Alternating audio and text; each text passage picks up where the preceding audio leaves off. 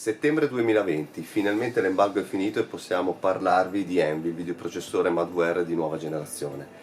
È una macchina che in realtà noi abbiamo già da marzo e ho potuto testare io a casa mia per molti mesi durante il lockdown del Covid.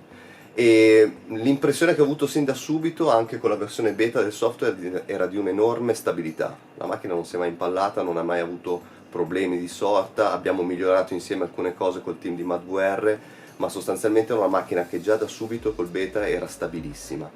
E la seconda e più importante secondo me impressione che ho avuto è che è una macchina di assoluto high-end.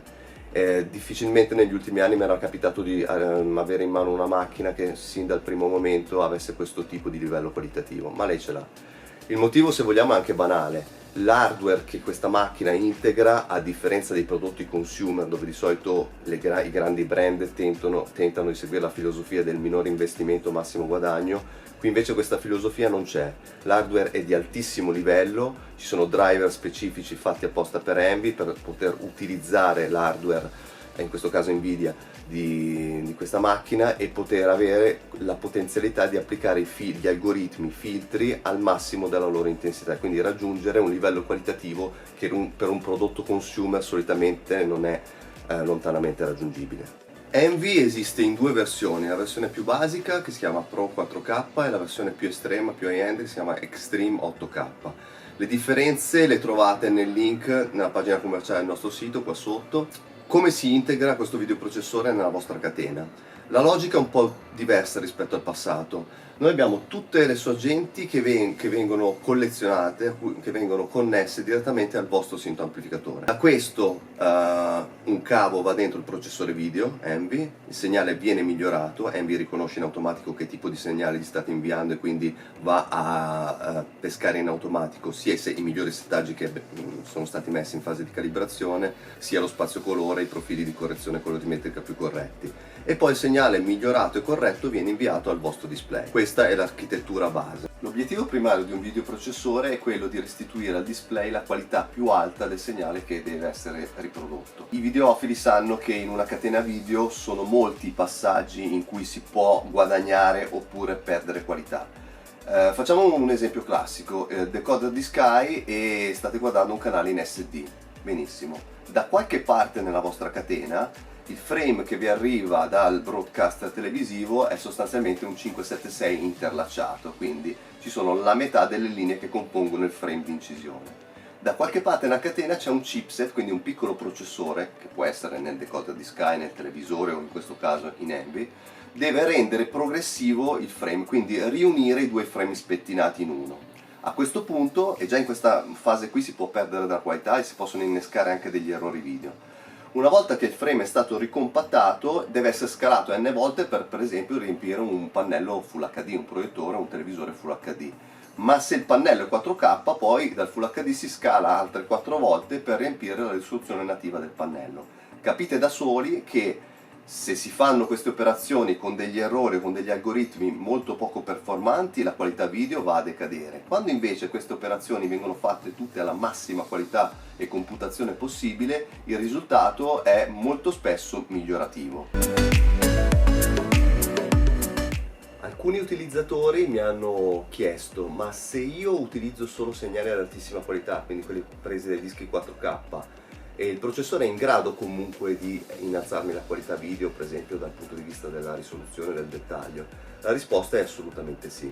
Il primo motivo sta nel tipo di codifica che viene usata sia per i dischi 4K, sia per i dischi Full HD e sia per le trasmissioni satellitari, eccetera eccetera.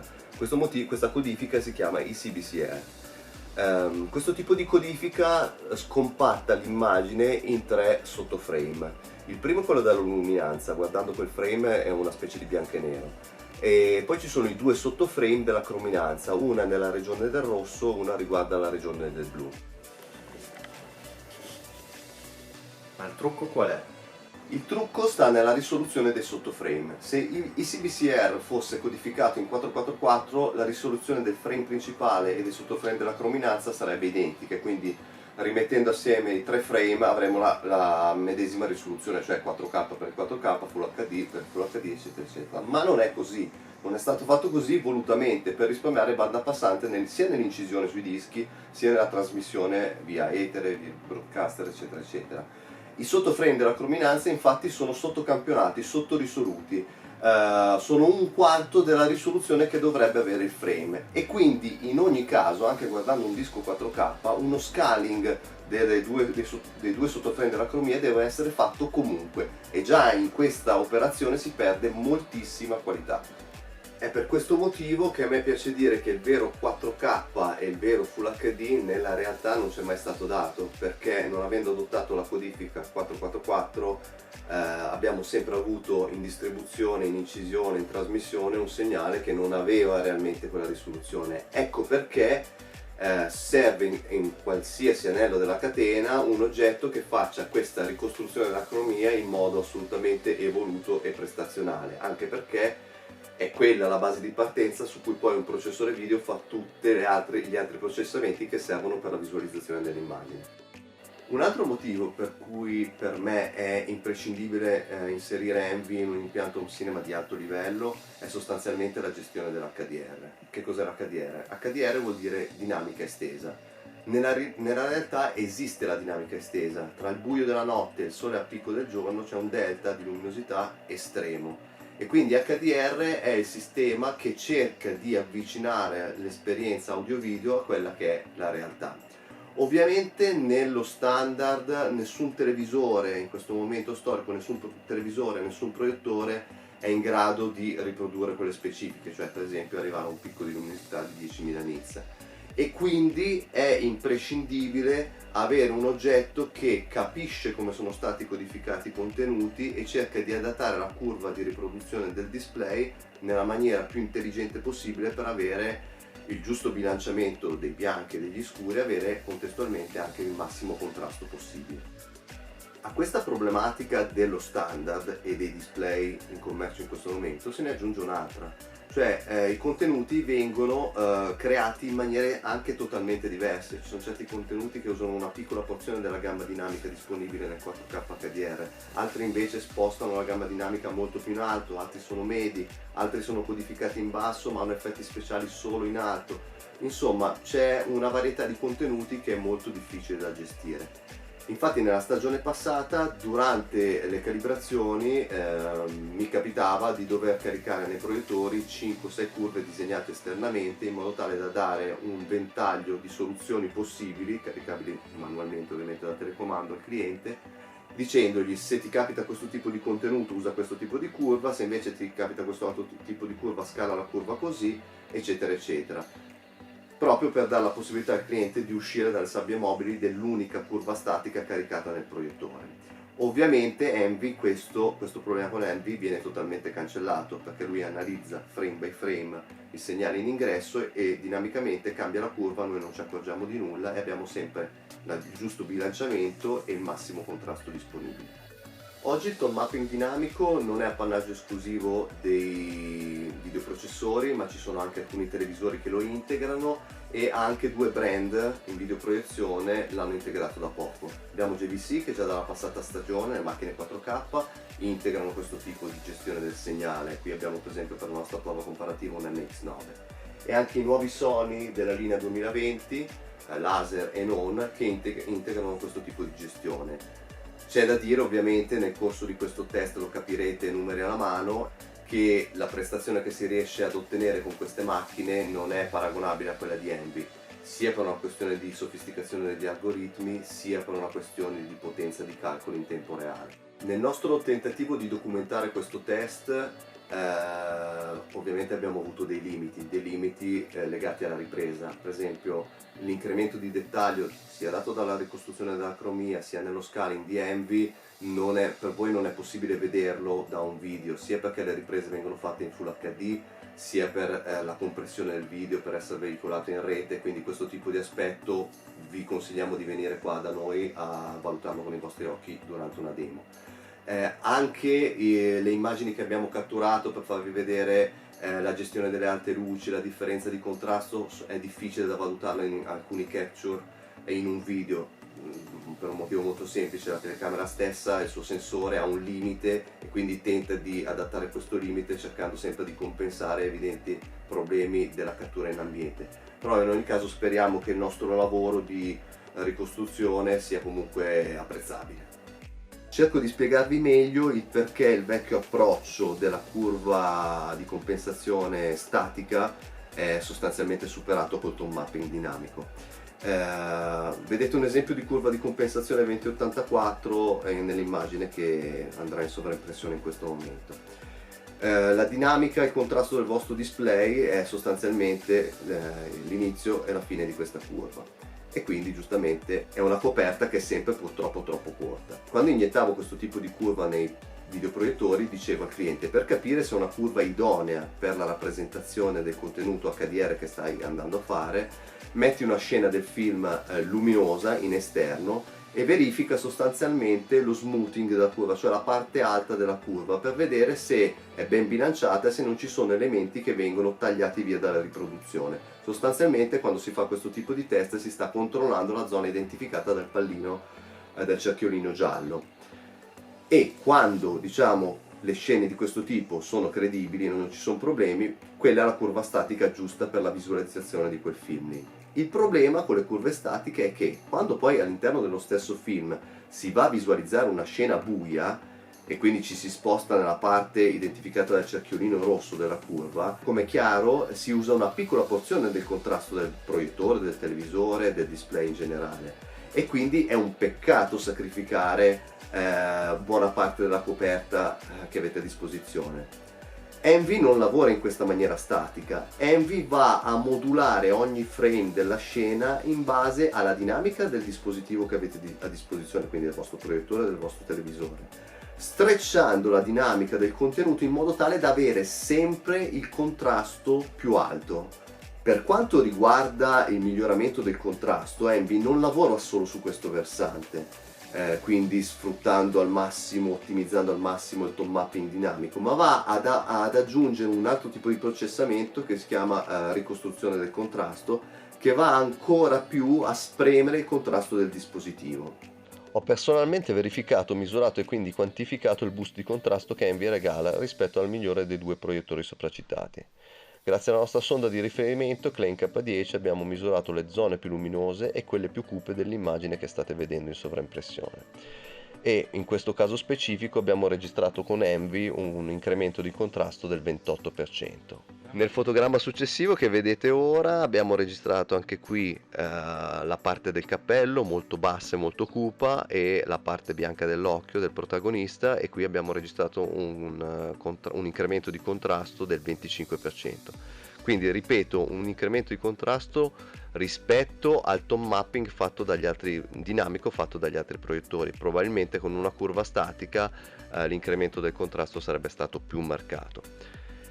In quest'altro frame preso da Aquaman abbiamo registrato addirittura un più 41 di contrasto. Gli algoritmi di tone mapping più basici, cioè quelli integrati nei TV e nei videoproiettori, non comportano solo una riduzione del contrasto dell'immagine, piuttosto che magari cadere in errore e quindi far vedere un'immagine troppo luminosa, sbilanciata. Quindi capita molto spesso che questi algoritmi impazziscano e creano degli artefatti che nel video reale non ci sono, oppure può capitare che dei gradienti più luminosi di un'immagine vengano renderizzati in maniera erronea, o con una viranza dei colori oppure con una inversione della luminosità rispetto ai gradienti più vicini. Negli esempi che vi portiamo, per esempio il video in slow motion che abbiamo ripreso, che state vedendo adesso, è preso dal disco 4K HDR di Harry Potter e viene riprodotto col lettore collegato direttamente a JVC NX9 e si avvertono chiaramente degli artefatti sui raggi luminosi delle bacchette dei maghi che non sono presenti nell'incisione reale. Oppure potete vedere come il tone mapping dinamico del Sony vada in errore con questa immagine di questa ragazza. Come potete vedere nel cielo ci sono degli artefatti che nell'incisione non ci sono. Un altro esempio di artefatti che non ci sono nell'incisione è questa lancia di colore verde in Batman vs Superman. Come potete vedere da questa immagine ci sono degli artefatti nel centro della parte luminosa della lancia, ci sono degli artefatti che per esempio in questa immagine di Envy che vi proponiamo adesso non ci sono. Come vi dicevo poco fa, un altro grosso problema per i sistemi di tone mapping dinamico basici è la gestione delle altissime luci e quindi delle scene codificate nella parte molto alta della curva HDR. Troppo spesso purtroppo questi algoritmi con queste scene si inginocchiano, non capiscono che sono gradate così in alto e quindi non sono in grado di darci un bilanciamento corretto di queste scene. Per esempio in questo momento state vedendo un fotogramma tratto da disco 4K di Black Hawk Down, dove sostanzialmente, se guardate dietro ai protagonisti, il cielo è totalmente crashato, tutti gli elementi che ci sono nel cielo vengono totalmente tagliati fuori dai due videoproiettori analizzati. Invece il frame che vedete ora, riprodotto da Envy, non solo ha la cromia corretta ma anche ci fa vedere tutti gli elementi, anche il rumore video, in questa circostanza c'è anche un po' di rumore video che c'è nel cielo. Un'altra scena emblematica di gestione di alte luci sbagliata è questa scena di The Meg, tratta da The Meg, sempre disco 4K HDR. In Italia si chiama Shark il primo squalo questo disco, dove l'orizzonte marino viene totalmente crashato in una bolla bianca di elementi indistinguibili. Invece nella gestione del segnale fatta da Envy riusciamo a scorgere perfettamente la linea del mare. Questi cavalli, anche tratti da un altro video, in questa prateria innevata, tutti gli elementi, come potete vedere, sulla neve sono totalmente una chiazza bianca indistinguibile. Invece l'immagine gestita da Envy ci permette di vedere tutti i dettagli che ci sono intorno alle sagome dei cavalli. In ultimo, un altro spunto di riflessione è per esempio questa esplosione tratta dal disco 4K HDR di Batman vs Superman, dove parecchi elementi all'interno dell'esplosione vengono totalmente castrati e quindi eliminati dalla riproduzione. Invece, come potete vedere in questa foto, nella riproduzione di Envy questi elementi sono tutti ben visibili. Se Envy eccelle nelle scene gradate molto in alto, fa la stessa cosa esattamente anche sulle scene gradate molto in basso. Vi facciamo vedere questa scena molto buia con elementi molto vicini al fine scala, tratte dal disco 4K di Revenant, e come potete vedere i proiettori analizzati nel nostro test sostanzialmente tendono a mangiare, a affogare i dettagli sul nero, invece Envy riesce a distinguerli e a farceli vedere in maniera molto chiara. Un altro problema della gestione del tone mapping dinamico fatto dai chipset poco performanti è che a volte su talune scene particolarmente difficili da renderizzare i colori vengono virati. Nello specifico abbiamo registrato che colori come il rosso, il verde e l'arancio vengono spesso virati verso il giallo e colori come il blu vengono virati verso il rosa. In questa immagine esempio abbiamo questo bagliore che in codifica è arancio, ma come potete vedere i videoproiettori col tone mapping dinamico integrato tendono a renderizzarlo virando il colore verso il giallo. Invece nel trattamento riservato da Envy a questo fotogramma siamo sulla tinta corretta. Un'altra circostanza dove i tone mapping basici cadono spesso in errore, in alcuni video dove ci sono loghi statici codificati esattamente a 10.000 nits. Questi elementi statici infastidiscono gli algoritmi non troppo performanti, causano un abbattimento del contrasto medio dell'immagine riprodotta. Come potete vedere invece dalle immagini che scorrono, Envy riesce a capire che questo qui è un elemento statico codificato in quella precisa posizione e riesce a bypassare questo problema restituendo comunque un contrasto molto spiccato anche in questa particolare circostanza. Un altro problema noto dei sistemi di gestione dell'HDR dinamico è che quando si trovano a gestire scene molto alte come gradazione tendono a privilegiare la luminosità andando a desaturare i colori. Envy invece da questo punto di vista riesce a tenere un bilanciamento molto buono pur non andando a desaturare i colori. Nelle immagini che vi facciamo vedere adesso appare lapalissiano che Envy ha sempre il bilanciamento e la saturazione dei colori migliore. Pur non potendo pubblicizzare nei mesi passati Envy, abbiamo potuto comunque installarlo a casa di alcuni utilizzatori. Una funzione che ho trovato molto interessante è la gestione automatica del formato dell'immagine. Envy infatti analizza in tempo reale il fotogramma che gli sta arrivando e cambia il formato in maniera automatica. Vi faccio un esempio: richiamo il menu del disco 4K, il formato giustamente 16 noni, e lui nel mio schermo panoramico va a iscrivermi l'immagine all'interno, nel centro dello schermo panoramico. Faccio ripartire il film, lui riconosce che è ripartito il fotogramma panoramico e in automatico mi espande l'immagine in modo da riquadrare perfettamente lo schermo. Ovviamente questa cosa si potrebbe fare anche con la funzione di memoria di lente che alcuni tra i proiettori più belli nel segmento home cinema hanno. Ci sono due problematiche: e che questi meccanismi non sono precisissimi, quindi cambiando il formato 2 o 3 volte con i videoproiettori si perde il fuoco, si perde la posizione, quindi c'è bisogno di ricalibrare e risalvare le memorie di formato. Invece Envy, facendolo in automatico in tempo reale, con una qualità molto alta peraltro, non ha questo tipo di problematica. In più, con i videoproiettori il cambio del formato non è automatico, il proiettore non capisce che gli sta arrivando un frame 16 noni e quindi lo devo richiamare io manualmente col telecomando. Envy invece capisce tutto questo in automatico e si modula da solo. Questa funzionalità rimane assolutamente interessante anche per chi ha schermi 16 noni. Come potete vedere infatti dall'immagine, lui riconosce il formato, in questo caso panoramico, e lo abbassa sullo schermo. Perché questa è una cosa vantaggiosa? Sono 3 motivi sostanziali. Il primo è che ci permette di riquadrare l'immagine su 3 lati su 4 e questo massimizza quello che in gergo tecnico si chiama contrasto percepito. Il secondo motivo è che, avendo l'immagine più dritta sull'occhio, aumenta il coefficiente di coinvolgimento nella scena, quindi non ho il collo piegato e gli occhi che guardano verso l'alto, ma guardo dritto verso di me. Il terzo motivo è anche qui tecnico: allontanando l'immagine dal soffitto anche le riflessioni saranno più lontane dall'immagine e quindi tenderanno a inficiarne meno il contrasto. Envy è anche uno strumento perfetto per calibrare il proprio display e il proprio videoproiettore secondo i parametri della calibrazione professionale. Sostanzialmente è un loot holder, cioè trattiene le tabelle di compensazione in base a vari profili colore che si vanno a calibrare. La profilazione di un proiettore e di un televisore avviene sostanzialmente attraverso i servizi di calibrazione professionali. Per professionali intendo dove ci siano delle sonde talmente veloci, talmente risolute le basse luci da leggere un numero molto elevato di patch in tempi molto ridotti.